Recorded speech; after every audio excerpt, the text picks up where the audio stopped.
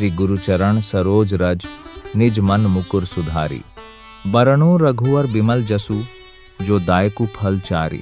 अर्थात गुरु के कमल चरणों की धूल से मैं अपने मन के दर्पण को शुद्ध करता हूँ और फिर रघुवीर श्री राम के निर्मल यश का गान करता हूँ, जो जीवन के चारों पुरुषार्थ प्रदान करने वाले हैं।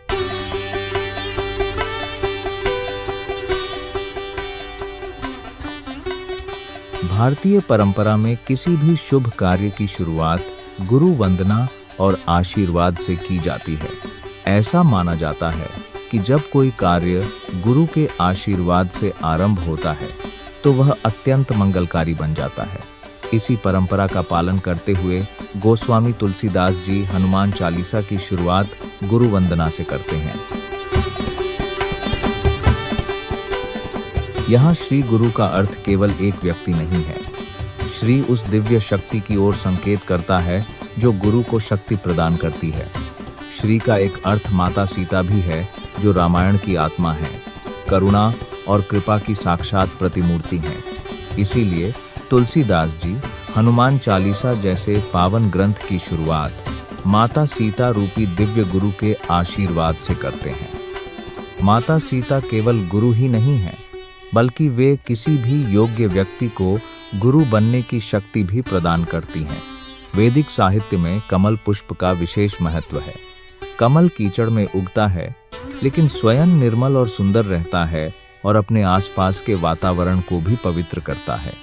तुलसीदास जी गुरु के चरणों को कमल के समान बताते हैं कि चाहे परिस्थितियां कितनी भी नकारात्मक क्यों न हो, सच्चा गुरु स्वयं अप्रभावित रहकर पूरे वातावरण को प्रकाशित कर देता है। तुलसीदास जी कहते हैं, मेरा मन रूपी दर्पण धूल और विकारों से ढक गया है। मैं स्वयं को और परमात्मा को स्पष्ट नहीं देख पा रहा हूँ, इसलिए मैं अपने गुरु से उनके चरणों की धूल मांगता हूँ, क्योंकि दिव्य धूल में भी शुद्ध करने की शक्ति होती है। निज मन मुकुर सुधारी का अर्थ है गुरु चरणों की रज से अपने मन और दृष्टि को शुद्ध करना, ताकि मैं स्वयं को भी देख सकूं और भगवान श्री राम को भी। गुरु के चरणों की धूल ग्रहण करना केवल प्रतीक नहीं है, यह सेवा भाव का प्रतीक है।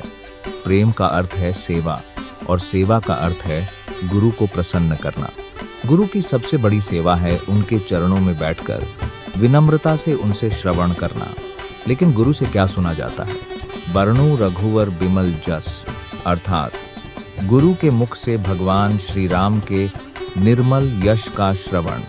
यद्यपि यह ग्रंथ हनुमान जी की स्तुति प्रतीत होता है, परंतु वास्तव में यह भगवान श्री राम की महिमा का ही गान है, क्योंकि हनुमान जी जो कुछ भी करते हैं वह केवल राम की कीर्ति बढ़ाने के लिए होता है। हनुमान जी तब सबसे अधिक प्रसन्न होते हैं जब श्री राम की महिमा होती है, और श्री राम तब सबसे अधिक प्रसन्न होते हैं जब उनके भक्त हनुमान की प्रशंसा होती है। हनुमान की स्तुति के माध्यम से तुलसीदास जी राम और सीता की कृपा प्राप्त करना चाहते हैं, क्योंकि स्वामी के हृदय तक पहुंचने का मार्ग सेवक के हृदय से होकर जाता है। रघुवर शब्द सामान्यतः श्री राम के लिए प्रयुक्त होता है, लेकिन तुलसीदास जी यहाँ हनुमान जी की ओर भी संकेत कर सकते हैं। लंका में जब हनुमान जी माता सीता को संदेश देते हैं तो भाव विभोर होकर माता सीता उन्हें पुत्रवत संबोधित करती हैं। इसी प्रकार संजीवनी बूटी लाने पर श्री राम भी कई बार हनुमान जी को प्रेम पूर्वक पुत्र कहते हैं।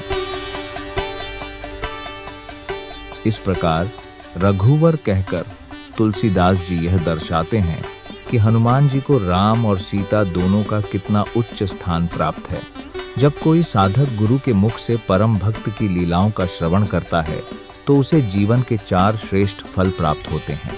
महान विद्वान जगत गुरु रामभद्राचार्य के अनुसार ये 4 फल साधक की चेतना पर निर्भर करते हैं।